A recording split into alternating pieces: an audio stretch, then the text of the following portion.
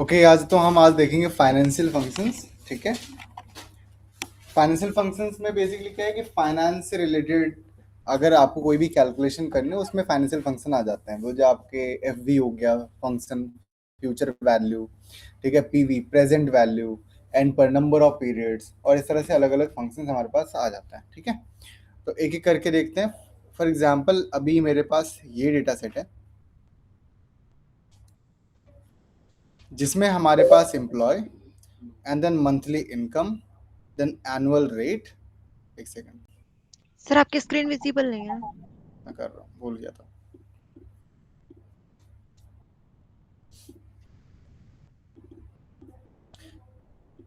Okay, तो financial function के अंदर हमारे पास पहला जो फंक्शन होगा वो होगा एफ वी, जिसके अंदर हमारे पास अगर डेटा सेट को देखें तो हमारे पास एम्प्लॉय है, पर मंथ की इन्वेस्टमेंट है, एनुअल रेट है, और ड्यूरेशन ईयर्स में है। ठीक है, कि अगर आप इतना मंथली इन्वेस्टमेंट करते हो और उस पर साल का इतना ब्याज मिलता है, और अगर आप इतने साल तक इन्वेस्ट करोगे तो आपको कितना पैसा देना पड़ेगा, या आपको मेच्योरिटी, सॉरी देना नहीं, तो आपको मेच्योरिटी में कितना अमाउंट मिलेगा, फ्यूचर वैल्यू कितनी होगी। ठीक है, तो ध्यान समझो। अब इक्वल्स टू, जब भी हमें फ्यूचर वैल्यू निकालनी होती है तो हम एफ को यूज़ करते हैं। क्या हो रहा है देखो, आप मंथली इन्वेस्ट कर रहे हो, आपको वो पॉलिसी बैंक या कोई भी बैंक हो सकती है, वो आपको कुछ इंटरेस्ट देगी उस पर जब इन्वेस्ट कर रहे हो। कुछ सालों तक आप जब जमा करोगे, इन्वेस्ट करोगे, तो आपको फ्यूचर वैल्यू कितनी मिलेगी।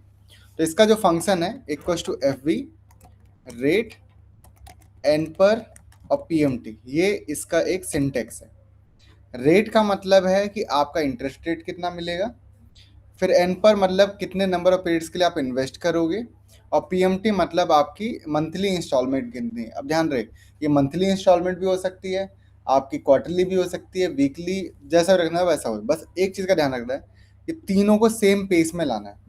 अगर इन्वेस्टमेंट मंथली है तो इंटरेस्ट भी मंथली होगा और ड्यूरेशन भी मंथली होगा। और अगर ये ईयर में है, ड्यूरेशन ईयर में है, रेट ईयर में है, तो फिर आपको ये भी ईयर में करना पड़ेगा। क्लियर है? तो देखो, ईयर्स में इन्वेस्ट कर रहे हो आप, आपका इंटरेस्ट रेट ईयर में है, इन्वेस्टमेंट तो मंथ में है ना, तो इसको भी ईयर्स में कन्वर्ट करना पड़ेगा। ईयर्स में कन्वर्ट करने के लिए क्या करेंगे, इंटू 12। ठीक है, तो चलो हम क्या करेंगे, सिंपल सा equals to F V future value. सबसे पहले हमें रेट देना है तो हम ये रेट सेलेक्ट करेंगे जो कि ईयर में है। ठीक है, कॉमा, फिर नंबर ऑफ पीरियड्स ये हो गया, ये भी ईयर में है, कॉमा, और ये हो गया पीएमटी मतलब आपकी पर मंथ आप जो पे कर रहे हो वो मंथली इंस्टॉलमेंट। तो मैं इनटू क्या कर दूंगा 12, क्योंकि इसको भी मुझे ईयर में कन्वर्ट करना है। एंड एंटर करेंगे आप, तो आपको दिखेगा कि आपका इतना मिलेगा मेच्योरिटी अमाउंट इसमें। और ये फंक्शन यहाँ पे लगाए तो ज़्यादा बेटर है। देखो मैं फ्यूचर वैल्यू लिख देता हूँ, तो equals to F V rate हो गया ये, फिर आपका एन पर ये हो गया, और फिर इसके बाद this into 12 bracket close enter, और यहाँ पर वैल्यू आ गई। अब इसके बाद मैं ड्रैग करूँगा, ड्रैग करने के बाद ये वैल्यू दिख जाएगी। अब यहाँ पर एक चीज़ आपने समझना है, कभी हो सकता है ये वैल्यू आपको माइनस में दिखाई दे, और हो सकता है ये वैल्यू आपको रेड में दिखाई दे। इन दोनों का मतलब है आप माइनस में हो। माइनस का मतलब है आपको पैसे मिल नहीं रहे हैं, आपको इतने पैसे देने हैं। क्यों? क्योंकि ये ऐसा लग रहा, ये पता है क्या समझ रहा है, ये ऐसा समझ रहा है कि आप इतना पैसा हर महीने ले रहे हो या हर साल ले रहे हो।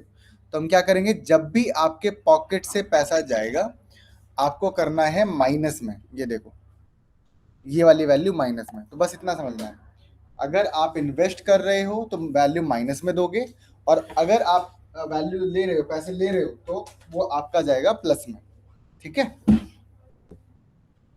क्लियर है?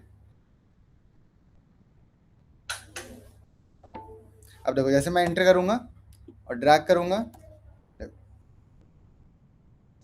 क्लियर?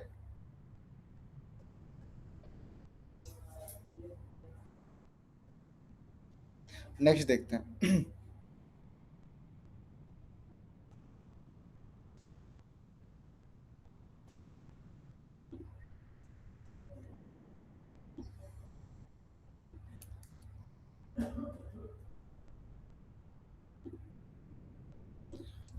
अब यहां पर इस डेटा में देखो, हमारे पास एक पॉलिसी का नेम है और इस पॉलिसी के अंदर हमसे बोला गया है, हाँ क्या हो गया, हाँ तो रिवीजन करवा रहा हूँ।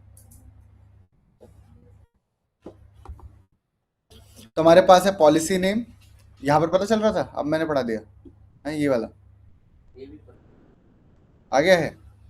चलो देखो, तो हमारे पास पॉलिसी नेम और ये अब है प्रॉमिस अमाउंट। ध्यान रहे, अभी हम फ्यूचर वैल्यू निकाल रहे थे, और इन केस अगर आपके पास फ्यूचर वैल्यू अवेलेबल है तो आपको क्या निकालना है कि भाई इसकी प्रेजेंट वैल्यू कितनी होगी।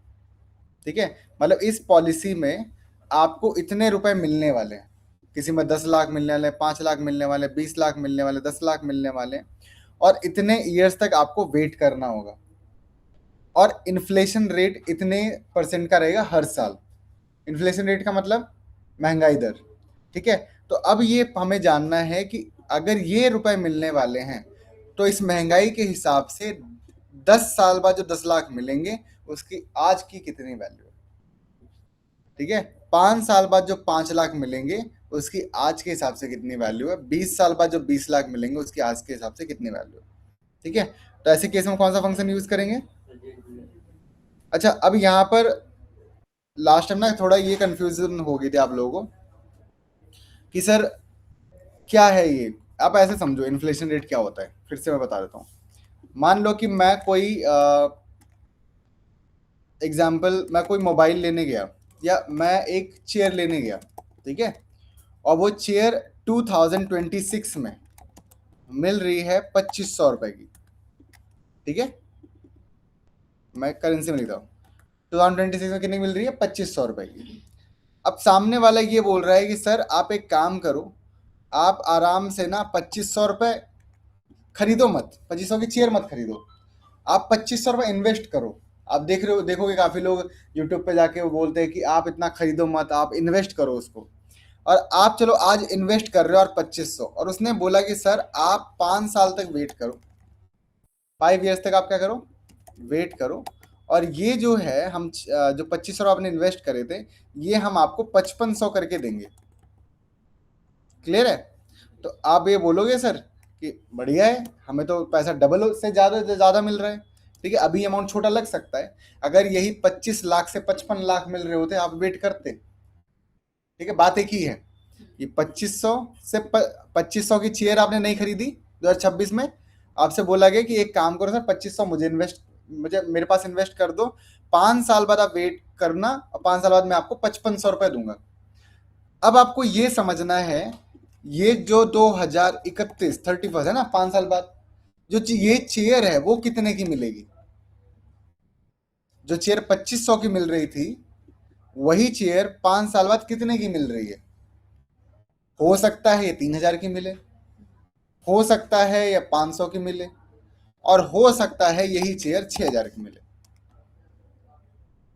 अब ध्यान से देखो, अब मुझे ये बताओ, आपके इस रुपए की वैल्यू कम हुई है ज्यादा हुई है, कम हुई है। एक्चुअली पहले कितने की चेयर मिल रही थी, 2500 की। आपने 5 साल वेट किया, 5500 हो गए, लेकिन चेयर तो तब भी नहीं खरीद पाए, पहले तो चेयर खरीद पा रहे थे आप। तो ऐसे ये पता करना होता है कि आपकी फ्यूचर वैल्यू, जैसे मान लो फ्यूचर वैल्यू 5500 मिल रही है, उस फ्यूचर वैल्यू की करंट वैल्यू 5500 है या कुछ 2300 रह गई जो खरीद ही नहीं पा रहे हो आप चेयर। करेक्ट, तो क्लियर है। तो यही हमें निकालना है कि भाई किसी ने बोला कि ये प्रॉमिस अमाउंट है, ये आपको हम देंगे, आप इतने साल इन्वेस्ट करो, महंगाई इतने परसेंट से हर साल बढ़ रही है, तो इसकी प्रेजेंट वैल्यू, करंट वैल्यू क्या होगी। ठीक है, इसमें कौन सा फंक्शन लगेगा, हाँ क्या हो गया, इन्फ्लेशन रेट। नहीं नहीं, अभी वो नहीं, बस मैं एक समझाने की कोशिश कर रहा था कि प्रेजेंट वैल्यू क्या होती है। ठीक है, अगर इसमें दिया होता तो शायद हम इसे निकाल, हाँ वो भी निकाल लेंगे, कोई दिक्कत नहीं है, अभी निकालेंगे।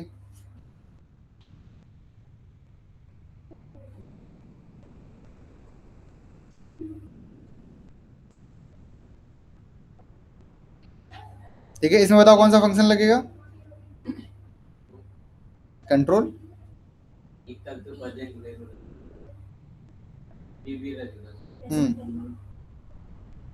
पैसे वैल्यू, ये बोल रहे, मैं कहाँ कुछ बोल रहा हूँ। प्रेजेंट वैल्यू, एक मिनट रुक जाओ, मैं भी देख रहा हूँ।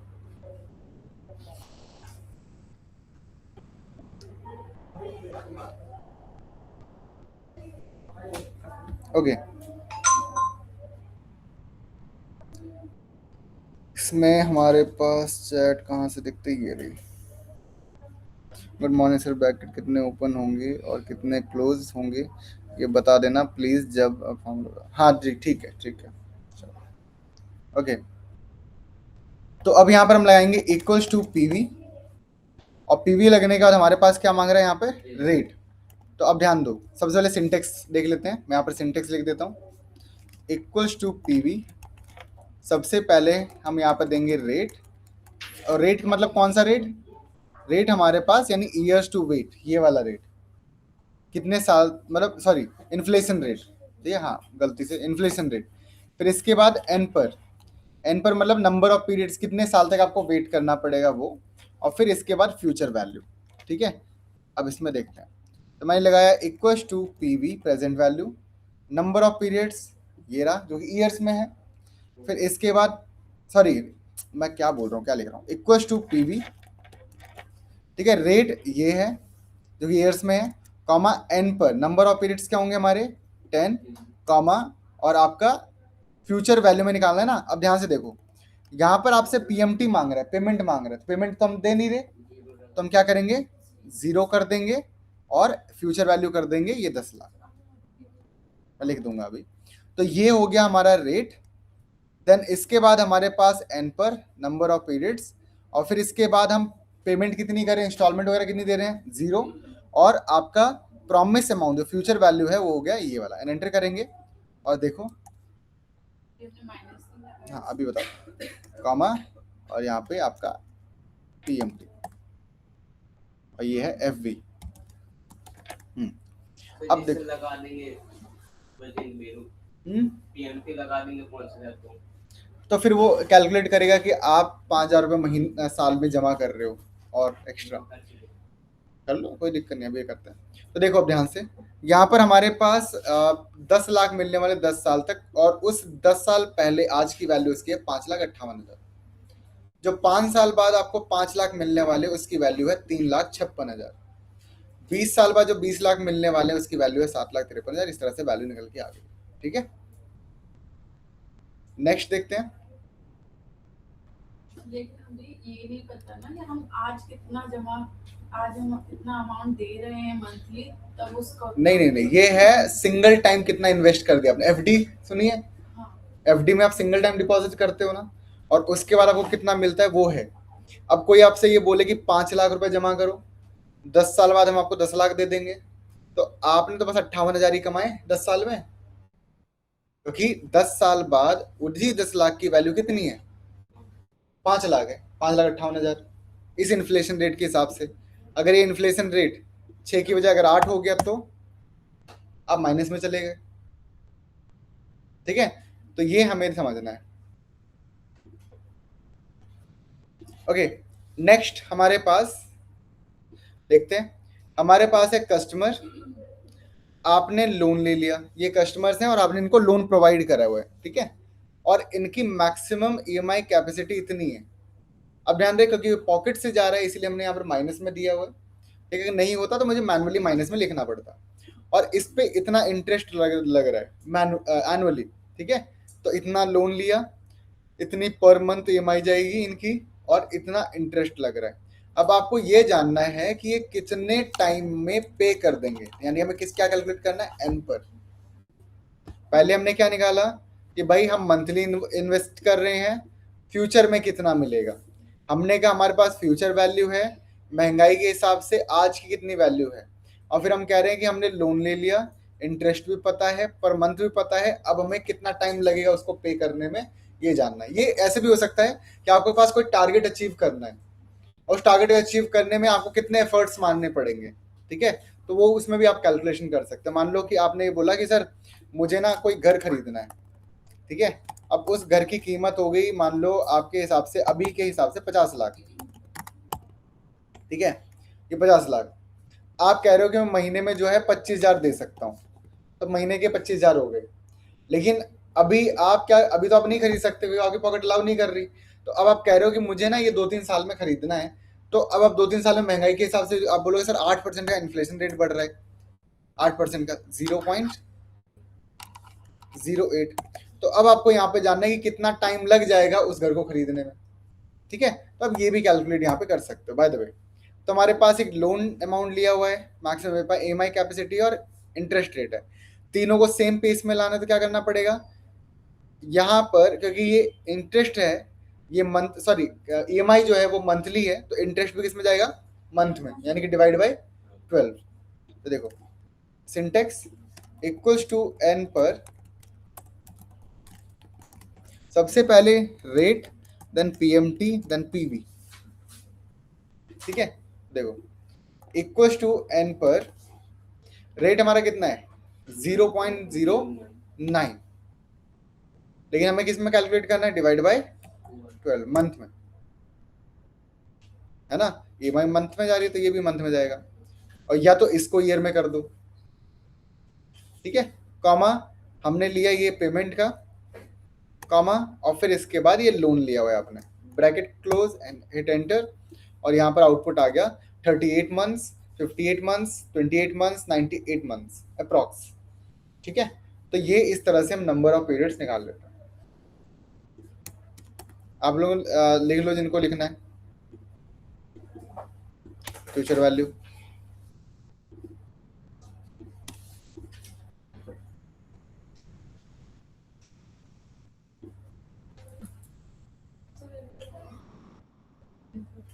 एन पर अभी दिखा रहा हूँ,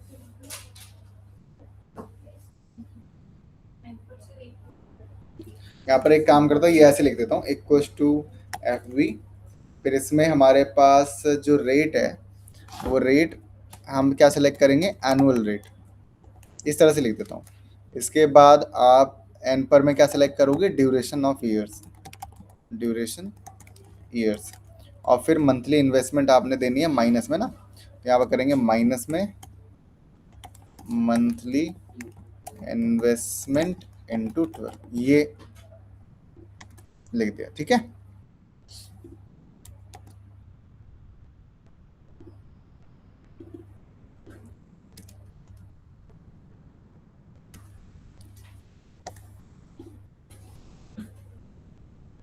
इस वाले में हाँ बोलो। प्रेजेंट वैल्यू नेगेटिव में नहीं आएगी, वो हमने वैल्यू माइनस में डालना होता है ना, क्योंकि पॉकेट से गया है वो हमें डालना होता है माइनस में। इसके बाद रेट हमारा हो गया इन्फ्लेशन रेट,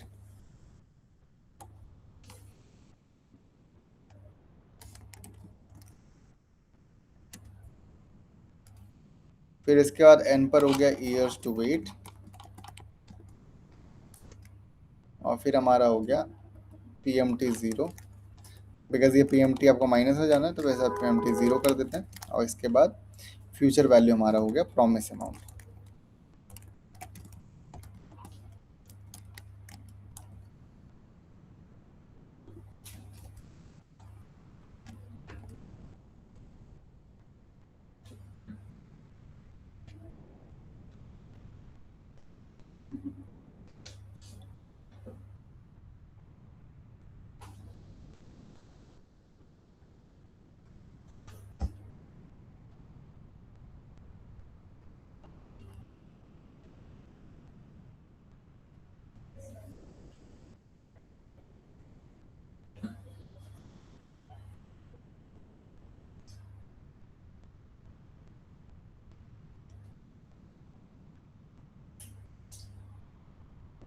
प्रेजेंट वैल्यू में माइनस ऐड करने की नीड नहीं है, क्योंकि इसमें भी ऐड में आ रहा है ना अमाउंट, तो इसमें माइनस ऐड करेंगे या नहीं? कर दो माइनस में, इसे ये भी कर सकते ना, इंटू इंटू -1 करोगे, माइनस माइनस प्लस हो जाएगा, तब भी हो जाएगा प्लस। डन। नेक्स्ट एन, एक बार कर देंगे एंड नेट मतलब अगर आप टीवी वाला नहीं, हाँ नीचे वाला। अभी करता हूँ,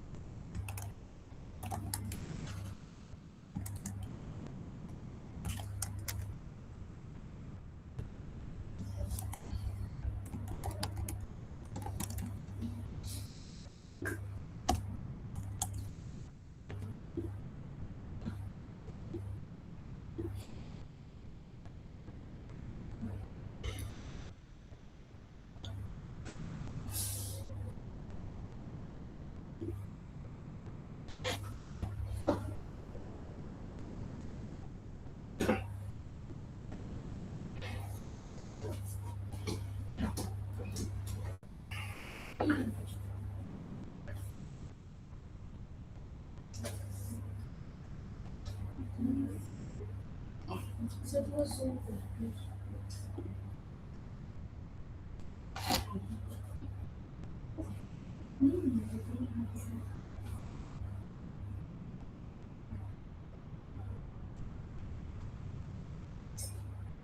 डन।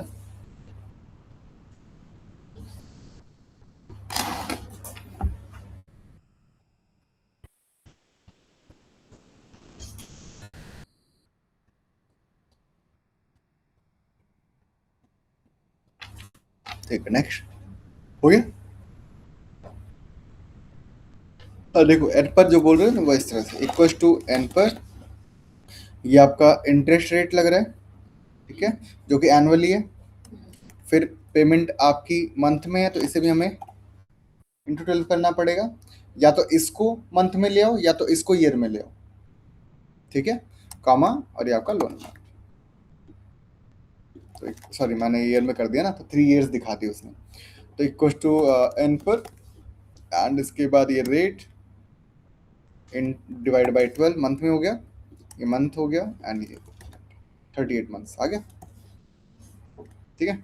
और अगर इसे ईयर में कर दोगे तो क्या होगा, इक्वल टू एन पर ये हो गया और इसको इंटू 12 कर दिया तो ये ईयर में कन्वर्ट हो गया, तो भी आपको रहेगा 3 इयर्स 33, तो 3 इयर्स मतलब 36 मंथ और प्लस 33 का मतलब वो 2 मंथ्स के अप्रॉक्स जो भी आ रहा था एक्स्ट्रा वो आ जाएगा, ठीक है।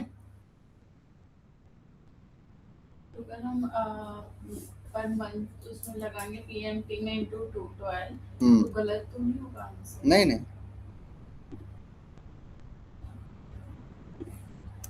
नेक्स्ट। अब यहाँ पर बेसिकली है क्या कि हमें कैलकुलेशन करनी है कि हमें कितने परसेंट का एनुअली प्रॉफिट हुआ है या एनुअली हमें लॉस हुआ है, ठीक है। कि आपने कहीं पे कुछ प्रॉपर्टी में या कहीं पर बिजनेस में आपने कुछ इन्वेस्ट किया, ठीक है, प्रेजेंट वैल्यू, और फिर आपने इतने साल होल्ड की प्रॉपर्टी कि 45 लाख माइनस में क्यों, क्योंकि इन्वेस्टमेंट है, तो 45 लाख इन्वेस्ट करे, 5 साल होल्ड किया, 65 लाख में बेचा, प्रॉफिट तो हुआ बट कितने परसेंट से वो हमें जानना है। ऐसे विला आपने इतने में खरीदा, इतने में बेचा, 10 साल होल्ड किया, तो इस तरह से हमें किस पर कितने परसेंट का प्रॉफिट या लॉस हुआ है वो हमें जानना है, ठीक है, तो परसेंटेज में जानना है। चलो, और जब भी ऐसी कैलकुलेशन की बात हो तो हम यूज करते हैं रेट फंक्शन को, ठीक है। तो सबसे पहला काम सिंटेक्स इक्वल टू रेट, सबसे पहले एन पर, देन इसके बाद पीएमटी, पीएमटी मतलब पेमेंट आपकी जो है वो, और पीवी मतलब प्रेजेंट वैल्यू। तो देखो, तो इक्वल टू रेट, तो सबसे पहले हमसे पूछा गया एन पर, नंबर ऑफ पीरियड्स क्या है, ये 5 साल तक हम होल्ड करें। और अगर मुझे मंथली प्रॉफिट जानना है या ईयरली जानना है, तो अगर मंथली जानना है तो इंटू 12 कर दो, और ईयरली जानना है तो ये ठीक है, ईयर ऑलरेडी है ये, कॉमा पेमेंट कितना, कितने में खरीद पेमेंट है कुछ पर मंथ, नहीं ना, ये हो जाएगा 0, करेक्ट है। फिर इसके बाद हमें देना है प्रेजेंट वैल्यू, प्रेजेंट वैल्यू कितनी है, ये हम पर मतलब ऐसा इंस्टॉलमेंट नहीं दे रहे ना, ठीक है। अब इस सिंटेक्स में एक और चीज ध्यान देना, इसमें फ्यूचर वैल्यू भी है, comma comma F B future value, ठीक है। तो इक्वल टू रेट, ये हो गया नंबर ऑफ पीरियड्स, ये हो गया पीएमटी हमारी है नहीं 0, प्रेजेंट वैल्यू ये रह गई 45 लाख, और इसके बाद फ्यूचर वैल्यू ये इतने में बेचा, ब्रैकेट क्लोज, हिट एंटर। देखो कितने परसेंट से प्रॉफिट हुआ है, 8% से प्रॉफिट साल का, 8% से प्रॉफिट साल का, 3% से लॉस साल का।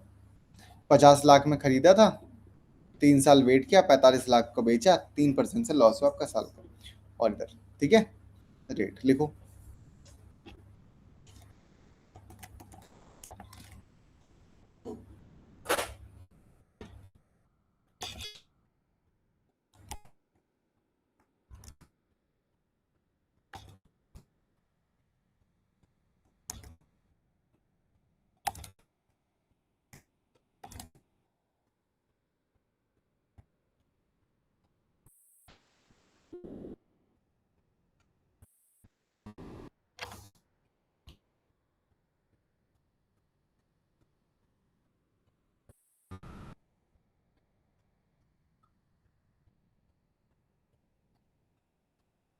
है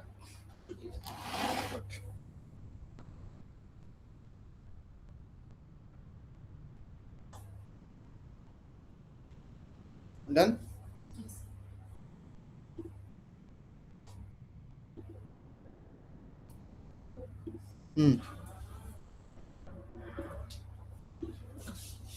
पानी पिला दे यार।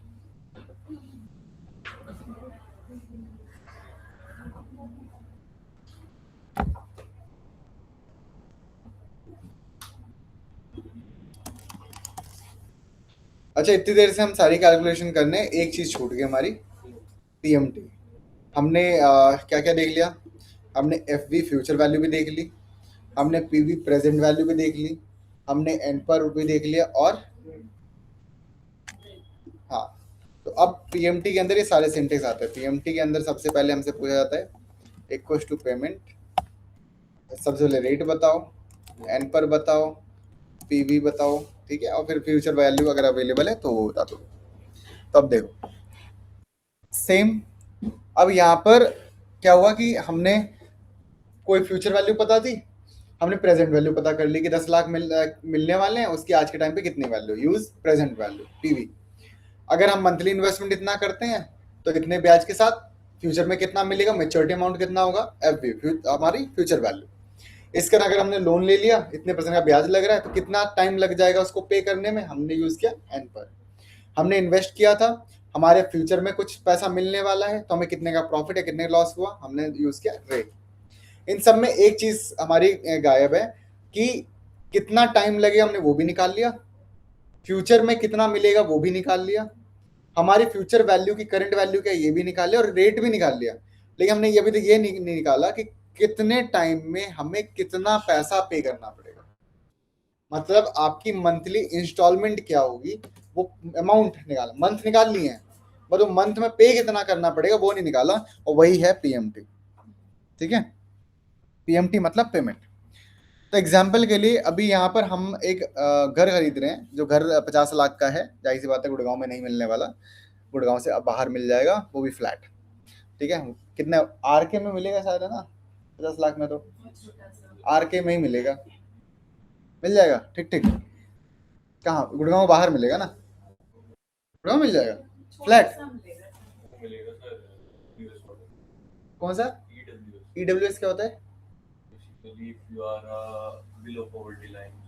अच्छा, तो हूँ हाँ हाँ, तो आपको मिल सकता है। और ये आप बात कर रहे हैं इन फ्लैट्स में, है ना? अच्छा, ये वाला तो नहीं बोल रहे जो वो निकला हुआ था प्रधानमंत्री वाली योजना वाला? हाँ, बेसिकली कोई अगर किसी पास अलॉटमेंट है वैसे 100 फ्लैट की, लेस देन 100 फ्लैट में मिल सकता है, मोर देन 100 फ्लैट में। ओके, ये रूल है। लेकिन एक और चीज है ना यार, 50 लाख जिसके पास होंगे, नहीं वो पॉवर्टी के अंदर कैसे आ सकता है? सर वो क्या होता है कि जो गवर्नमेंट एम्प्लॉइज है वो अपने आप को मेंशन कर देते हैं पीडब्ल्यूएस। अच्छा, उसी फिर वो आगे जाके होता तो इलीगल है, बट बेसिकली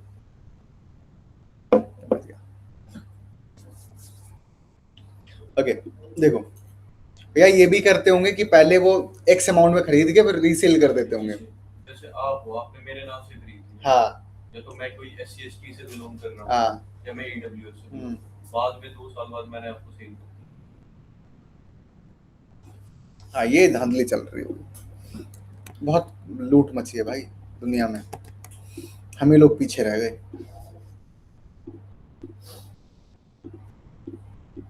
ठीक है, कोई बात नहीं, आप भी लूटोगे किसी दिन। हमारे पास होम प्राइस है 50 लाख, ठीक है, और अब मेरी पॉकेट या हमारी पॉकेट अलाउ नहीं कर रही है कि हम 50 लाख रुपए कहीं पर वन टाइम में इन्वेस्ट कर दें। ठीक है, तो हम ये कह रहे हैं कि भाई मुझे घर खरीदना है, लेकिन मेरे पास वन टाइम इन्वेस्टमेंट के लिए 50 लाख नहीं है, तो बिल्डर ने बोला कि आप एक काम करो, कुछ परसेंट का डाउन पेमेंट कर दो। ठीक है, अब कुछ परसेंट का डाउन पेमेंट का मतलब हो सकता है वो 10% बोले, 20% बोले। अब 20% 10% डाउन पेमेंट का मतलब क्या होता है, जब आप कोई बाइक या स्कूटी या कार खरीदने जाते हो तो आप बोलते हो कि आज के टाइम पे क्या है, 100 रुपए जाके जमा करो बाइक मिल जाती है, 1000 रुपए जमा करो बाइक मिल जाती है। वो 1000 रुपए जमा करने का मतलब ही down payment. Zero down payment का मतलब है कुछ भी पे मत करो, सारा का सारा लोन पे उठा के ले आओ। तो डाउन पेमेंट का मतलब है आप कितना पे कर रहे हो। तो मान लो 30% पे करना है, चलो 30% कर देते हैं, 30% डाउन पेमेंट करनी है। अब एक चीज का हमेशा ध्यान रखना है, जब भी आपको परसेंटेज की वैल्यू निकालनी हो ना, तो ऐसे केस में आप यूज करोगे मल्टीप्लाई। क्लियर है? परसेंटेज की वैल्यू, जैसे मेरे पास परसेंटेज गिवन है और मैं जानना चाह रहा हूं 50 लाख का 30% कितना रुपया हुआ, तो यहां पर परसेंटेज की वैल्यू निकाल तो मल्टीप्लाई होगा। और अगर आप परसेंटेज निकालना चाह रहे हो तो आप करोगे डिवाइड, कि सर मेरे पास 5 लाख रुपए हैं, ये 50 लाख का कितना परसेंट है, तो आप क्या करोगे, डिवाइड करोगे। परसेंटेज गिवन है और उसकी वैल्यू निकालनी है तो मल्टीप्लाई करोगे, और आपके पास वैल्यू गिवन है और परसेंटेज निकालना है तो आप डिवाइड करोगे। ठीक है, तो अब क्या करेंगे, यहाँ पर हमारा होम प्राइस का डाउन परसेंट बता दो, परसेंट डाउन पेमेंट कितना पे करना पड़ेगा, 15 लाख। ओके, तो यहाँ पर हमने क्या किया, सिंपल हमने अपने टोटल प्राइस को मल्टीप्लाई कर दिया परसेंटेज ऑफ डाउन पेमेंट से। ठीक है, अब इसके बाद अगर आपने 15 लाख दे दिए हैं तो बाकी का कहां से आएगा, बाकी का आएगा लोन से। तो home price minus down payment, बाकी जो बचा वो हो गया लोन अमाउंट, यानी कि आप simple total price minus down payment PMT. ठीक है, तो आपका हो गया यहाँ पर 35 लाख का लोन। अब जो लोन प्रोवाइडर है वो बेसिकली आप पे लगाएगा ब्याज। अब depends on the civil score कि आपका सिविल स्कोर कैसा है नहीं है, तो ये 13%, 15%, 16% तक जा सकता है। अभी के लिए इसको हम 9.5 मान के चल लेते हैं, और ये बैंक डिसाइड करती है। ठीक है, तो मंथली रेट हमारा कितना लग जाएगा, जाहिर सी बात है साल का ब्याज है तो डिवाइड बाई साल में 12 महीने, तो ये हो गया हमारा साल का ब्याज। हमने यहाँ पर क्या करा, simple equals to annual rate divide by 12। अब अगर आप 50 लाख का घर खरीद रहे हो, अब आपको पता होगा कि आपको कितने साल के लिए चाहिए, 10 साल के लिए चाहिए, 20 साल के लिए चाहिए, 5 साल के लिए चाहिए। अभी हम 10 साल ले रहे हैं, तो कितनी ईएमआई बन जाएंगी हमारी, इंटू 12। ठीक है, तो ईयर्स इंटू 12 करेंगे, एंटर करते 120 मंथ्स आ गए। ठीक है, तो 120 ईएमआई बनेगी। तो अब हमें हमारे पास पता चलेगा घर कितने का है, 50 लाख का है, कितना परसेंट डाउन पेमेंट कर दिया, 15 लाख, लोन हुआ 35 लाख का, मंथली इन्वेस्टमेंट सॉरी ब्याज हम पर इतना लग रहा है, मंथली ब्याज इतना लग रहा है, 10 साल तक हमें ईएमआई भरनी पड़ेगी। तो अब इंस्टॉलमेंट बनेगी कितने की, तो इक्वल टू पीएमटी। सबसे पहले हमसे पूछा गया रेट, रेट क्या हमारा, मंथली रेट, क्योंकि इंस्टॉलमेंट मंथली बनेगी, कॉमा, फिर इसके बाद एन पर नंबर ऑफ पीरियड्स 120, कॉमा, और इसके बाद पीवी प्रेजेंट वैल्यू कितनी है 35 लाख, एंटर करेंगे, और एंटर करते ही आ गया 45,289, क्योंकि आपके पॉकेट से जाने वाले हैं इसीलिए यहाँ पर माइनस में है, तो आपकी 45,289 रुपए है ना का आपका बना ईएमआई। अब देखते टोटल कितना पे करोगे, equals to this amount into 120 times, तो आपका घर होगा 15 लाख, ये जोड़ दो, 54 लाख ये जोड़ दो, तो 10 साल में आपसे ब्याज देखो कितना पड़ गया, लगभग 15/4 19 लाख के आसपास। तो देखो 54 लाख, 50 लाख का तो घर ही था, 15 लाख दे दी वो छोड़ दो, 54 लाख पे करने पड़े, 4,34,000 इधर हो गए, 15 लाख ये हो गए, मतलब 19,34,000 रुपए आपने 10 साल में ब्याज भर दिया। जीएसटी नहीं है अभी इसमें,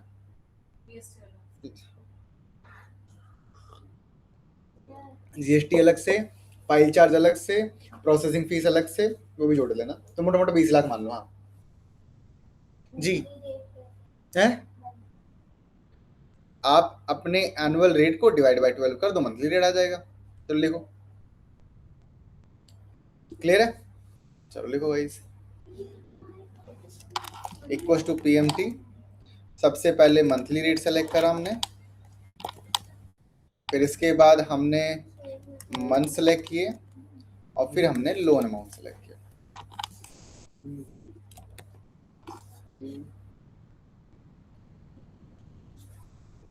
और ये कैसे निकला, ये सिंपल हमने PMT amount into month select किया है।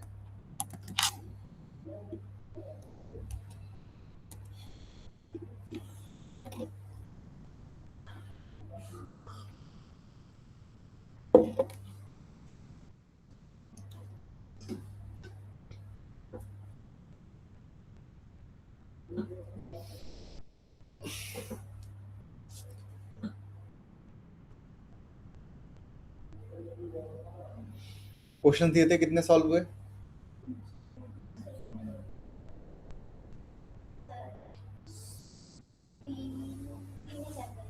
तीन या चार ही हुए? 50 क्वेश्चन, 45 क्वेश्चन से के अंदर एक्सेप्टेबल नहीं है, मिनिमम 45 होने चाहिए मंडे तक।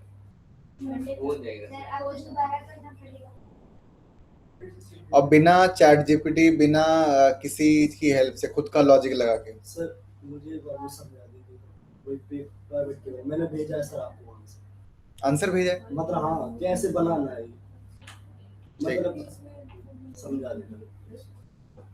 एक बार और रिपीट कर देंगे पीएम। एक बार और रिपीट कर देंगे पीएम। हाँ, इक्वल्स टू पीएमटी, सबसे पहले रेट, ये मंथली रेट हो गया, कॉमा नंबर ऑफ पीरियड्स ये हो गया, कॉमा पीवी हो गया। मंथ्स कैसे निकाला? सिंपल, हमने ईयर्स को मल्टीप्लाई कर दिया, क्योंकि एक साल में 12 महीने होते हैं ना। कोई बात नहीं, ये वीडियो मैं यूट्यूब पे डाल दूंगा, देख लेना, रिकॉर्ड कर दी मैंने,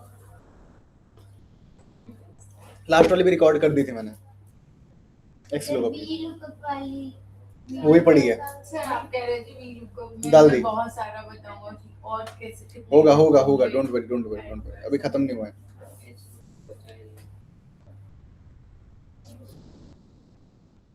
चिंता नको।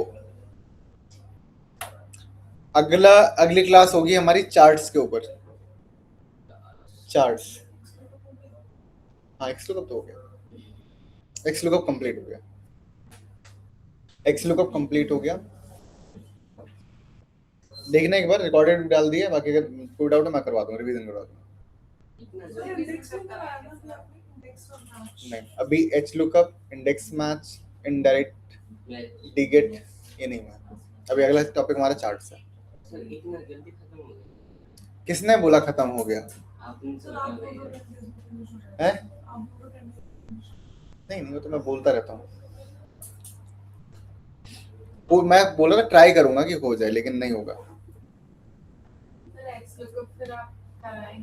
करवा दिया है, हाँ वो लास्ट में होगा, फास्ट ट्रैक पे, मतलब वो इतना डिटेल्ड में नहीं हो, फास्ट ट्रैक पे पूरा पूरा जाएगा। सर समझा दीजिए। हाँ बिल्कुल बिल्कुल समझाता हूँ सर, बिल्कुल।